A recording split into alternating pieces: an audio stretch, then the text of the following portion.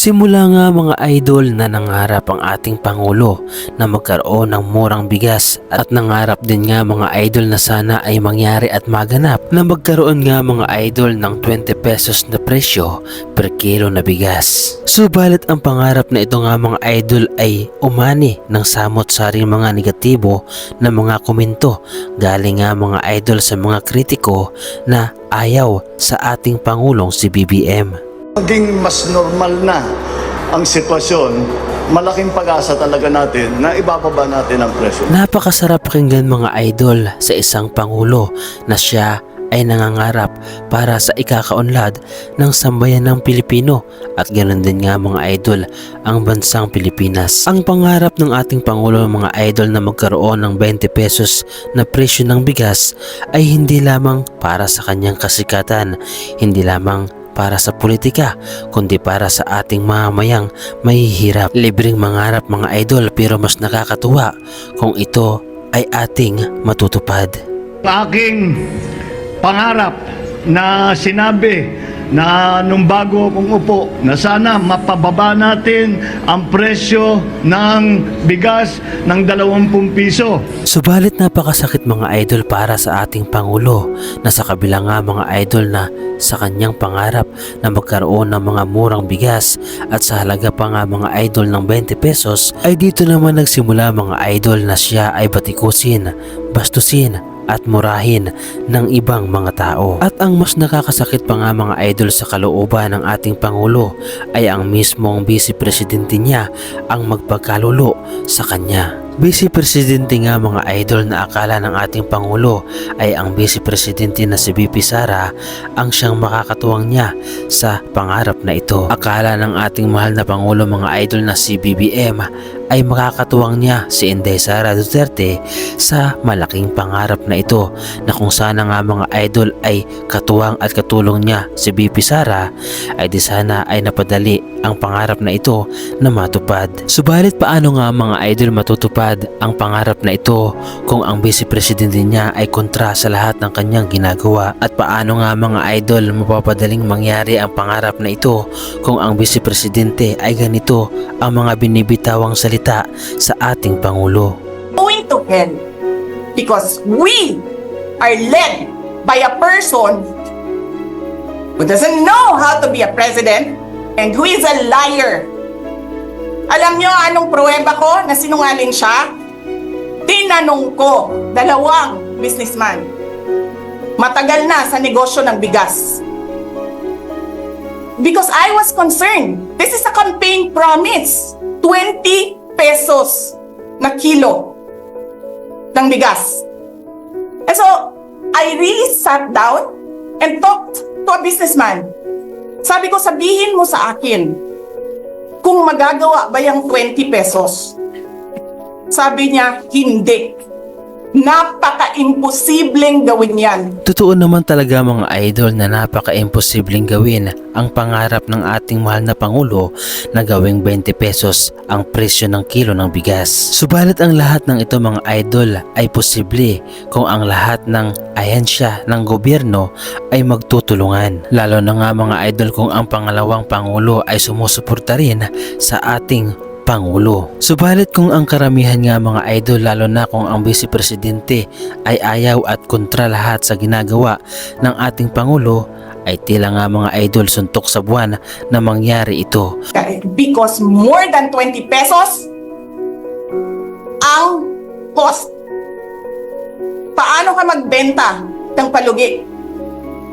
So tinanong ko, nagsinungaling ba siya nung sinabi niya? And then he said outright, yes. It's either he did not know what he was talking about, but so incompetent, or he was lying through his teeth to get the votes of people. Putang.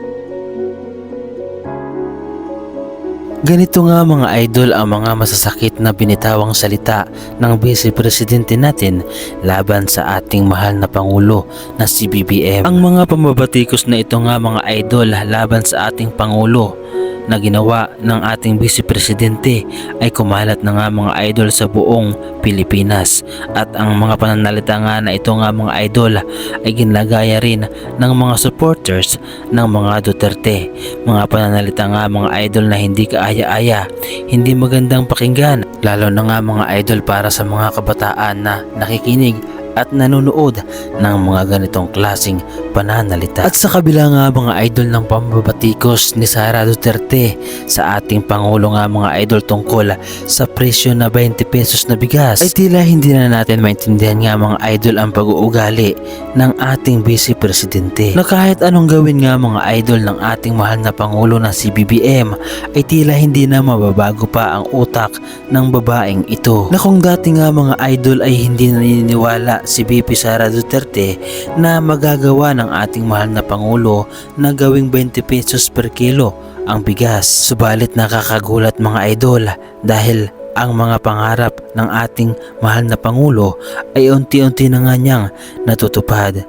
At ito nga mga idol, ang 20 pesos na pangarap noon ay matutupad na. Subalit ang nakakalungkot nga mga idol sa pangyayaring ito ay mismong muli ang Vice Presidente natin ang tila kumukontra na naman dahil nagawa ng ating Pangulo ang kanyang pangarap noon. Mararamdaman na ang pangako ng Administrasyong Marcos na 20 pesos na kada kilo ng bigas. At kung dati nga mga idol ay hindi naniniwala itong Vice Presidente natin na magagawa nga mga idol ng ating Pangulo na pamurahin ang bigas sa halagang 20 pesos, ay tila ngayon nga mga idol na nagawa na ng ating Pangulo ang bagay na ito, ay tila nga mga idol ang Vice Presidente ay hindi makapaniwala at ganito na lamang ang kanyang mga nasabi. Panoorin mga idol ang video na kung saan ay sinabi ng ating Vice Presidente na ang 20 pesos per kilo na bigas na ipinamahagi ng ating gobyernong Marcos ay hindi daw di umano nga mga idol pang tao. Biruin mo mga idol, napakasakit ito para sa ating mga mahihirap na marinig mula sa ating Vice Presidente na ang kakainin natin na halagang 20 pesos na bigas ay hindi para sa tao, kundi para di umano ito sa baboy. Para sa akin nga mga idol na lumaki sa hirap, lumaki sa bundok, ay tila napakasakit ito marinig nga mga idol mula sa ating Vice Presidente na ang pinakamurang bigas nga mga idol ay hindi pagkain ng mga tao, kundi para sa kanya nga mga idol ito ay pagkain para sa mga hayop. Well, masasabi natin mga idol na itong si Vice Presidente na si Inday Sara Duterte ay hindi talaga lumaki sa hirap, kaya naman wala siyang pagmamahal nga mga idol sa mga kapwa natin na mahihirap na talagang walang makain, na umaasa na lamang mga idol sa pagtatanim ng mga kamuting kahoy, mga mais at saging nga mga idol, na kung saan ay ito ang pang-araw-araw na kinakain upang makaraos sa araw-araw. At ang 20 pesos na presyo ng bigas nga mga idol ay napakalaking bagay para sa atin ito. Hindi man siya katulad mga idol na mga mamahaling bigas, ay ipapaliwanag lamang natin nga mga idol sa Vice Presidente natin na ito ay hindi pagkain ng mga hayop. Subalit kung ipipilit mo talaga na ito ay pagkain para sa hayop o baboy, ay ikaw na ang may problema nito. Meron akong pagdududa ha, na magbebenta sila ng 20 pesos per kilo na bigas pero hindi pang tao, pang hayop. Kanang ginatawag nila og ano sa bana siya sa murag lamaw. Oo, ganyan. Ganun ba yung bigas ng NFA, sir? Pag sinabi natin 20 pesos per kilo na bigas, yung pwede kainin ng tao.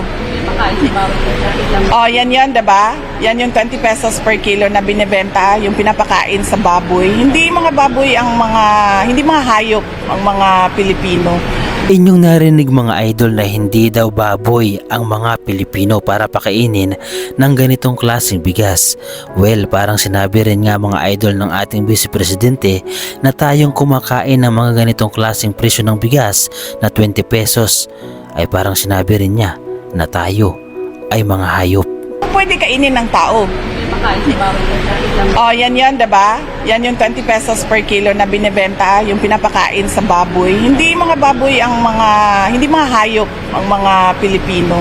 Tila wala na talaga tayong matinong aasahan pa mga idol sa ating Vice Presidente dahil nung una nga mga idol ay hindi siya naniniwala sa ating Pangulo na magagawa niyang 20 pesos per kilo ang bigas. Subalit ang nagawa nga na ito nga mga idol ng Pangulo ay bakit tila hindi pa rin niya ito ikinakatuwa.